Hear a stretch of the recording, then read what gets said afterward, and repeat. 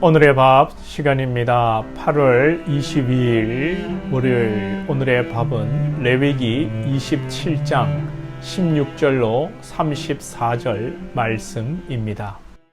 오직 가축 중에 처음 난 것은 여호와께 드릴 첫 것이라. 소나 양은 여호와의 것이니 누구든지 그것으로는 성별하여 드리지 못할 것이며, 만일 부정한 짐승이면 내가 정한 값에 그 5분의 1을 더하여 물을 것이요, 만일 무르지 아니하려면 내가 정한 값대로 팔지니라. 어떤 사람이 자기 소유 중에서 오직 여호와께 온전히 바친 모든 것은 사람이든지 가축이든지 기업의 밭이든지 팔지도 못하고 무르지도 못하나니, 바친 것은 다 여호와께 지극히 거룩함이며, 온전히 바쳐진 그 사람은 다시 무르지 못하나니 반드시 죽일지니라. 그리고 그 땅의 10분의 1, 곧 그 땅의 곡식이나 나무의 열매는 그 10분의 1은 여호와의 것이니 여호와의 성물이라. 또 만일 어떤 사람이 그의 11조를 물으려면 그것에 5분의 1을 더할 것이요, 모든 소나 양의 11조는 목자의 지팡이 아래로 통과하는 것에 10번째 것마다 여호와의 성물이 되리라. 그 우열을 가리거나 바꾸거나 하지 말라.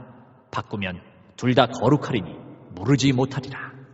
이것은 여호와께서 시내산에서 이스라엘 자손을 위하여 모세에게 명령하신 계명이니라. 레위기 마지막 시간입니다. 수요일부터 데살로니가 전서를 보게 되겠습니다. 오늘 말씀은 하나님 앞에 드리기로 한 밭, 첫 열매 11조에 관해 언급하고 있습니다. 14절에 마지기라는 말이 나오는데, 보통 한 마지기 하면 제가 알기로는 노는 200평, 밭은 300평으로 알고 있는데, 그래도 또 우리 국내에서도 지역마다 조금씩은 차이가 있는 걸로 알고 있습니다. 아무튼 밭을 드리고 땅을 드리는데 중요한 문제는 희년이 문제가 됩니다. 예를 들어서 내가 하나님께 뒷산을 하나님께 드리기로 작정했는데 희년이 되어보니 이 뒷산이 내 산이 아니고 다른 사람의 원래 땅이었다고 하면 어떻게 해야 합니까? 오늘 말씀대로 하면 이 땅은 원래 주인에게로 희년에 돌려야 하고, 그 땅의 값을 계산하여 하나님께 세겔로 드려야 하는 것입니다. 그러면 이 서원한 사람은 이중으로 값을 치러야 합니다. 원 주인에게 땅을 돌려줘야 하고, 또 하나님께 그 값을 드리고. 당연하지요. 땅을 사고 팔고 하지 말라 했는데 남의 땅을 샀다는 것은 희년까지 쓰고 돌려주겠다는 의미입니다.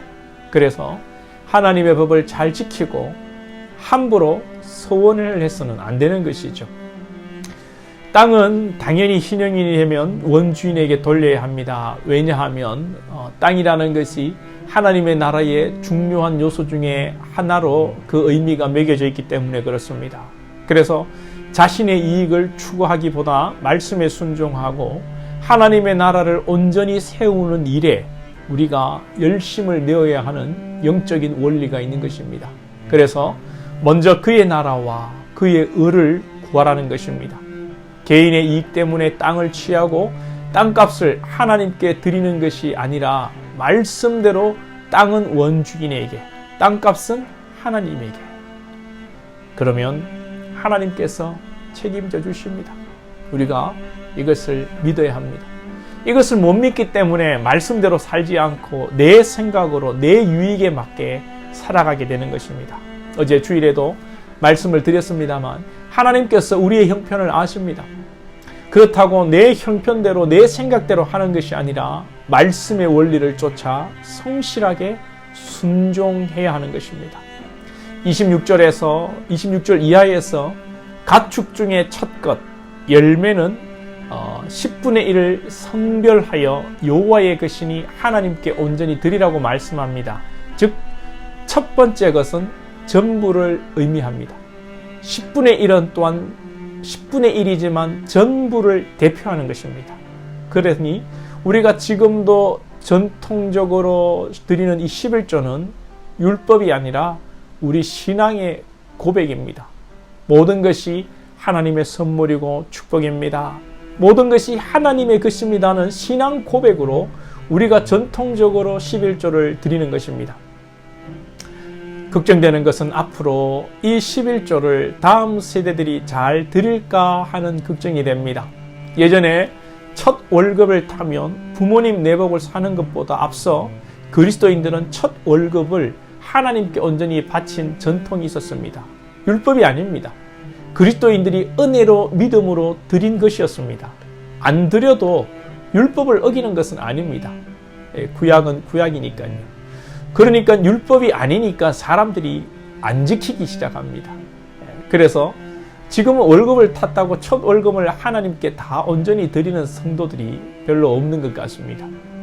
첫 월급도 이제 드리지 않는 신앙이 되었고 11조도 목사가 억지로 드리지 마라, 은혜로 드리라 하니까 은혜가 없어 안 드리고, 또 율법도 아닌데 왜 지켜야 하냐는 식으로 안 지키고, 과연 11조를 다음 세대들이 잘 드릴 수 있을까 걱정이 되기도 합니다. 그러나 분명히 첫 월급과 11조가 율법이 아니라 하나님의 은혜와 복을 감사하며 드려야 할 기본 중에 기본이라는 것을 믿습니다. 우리는 11조가 아니라 10의 2조, 10의 3조를 드려도 하나님의 은혜를 갚지 못합니다. 그저 감사하여 11조를 기본으로 신앙 고백으로 드리고, 또 감사헌금으로, 선교헌금으로, 주일헌금으로, 건축헌금으로 여러 성경에도 없는 헌금을 은혜로 드리는 것입니다. 성경에 있는 대로만 드리는 헌금을 하나님이 기뻐하실까요? 성경에 없는 헌금까지 기쁨으로 드리는 헌금을 하나님께서 기뻐하실까요? 많이 드리는 헌금보다 성경에 나오는 헌금을 율법적으로 많이 드리는 것보다 그 헌금이 적어도 기쁨으로 드리는 헌금, 은혜로 드리는 헌금을 기뻐하십니다. 레위기를 마무리하면서 우리 예수님께서 우리 영혼을 위하여 십자가에서 당신의 살과 피를 내어주어 자신을 버릴 연, 그리고 우리를 도우셨습니다. 도울 보, 즉 주님이 우리에게 연보하셨습니다. 저와 여러분이 주님의 것을 구별하여 드리고, 아니 전부를 다 드림으로 온전한 연보를 하고, 무엇보다도 하나님과 우리의 관계가 주고받는 기브 앤 테이크의 관계가 아니라 아버지와 아들의 관계가 될 수 있기를 소망해 봅니다. 기도드리겠습니다. 하나님, 레위기 말씀을 또 이제 마무리하였습니다. 감사합니다. 레위기의 율법과 법 속에서 하나님께서 우리를 향한 은혜와 사랑이 깃들여져 있는 줄로 믿습니다.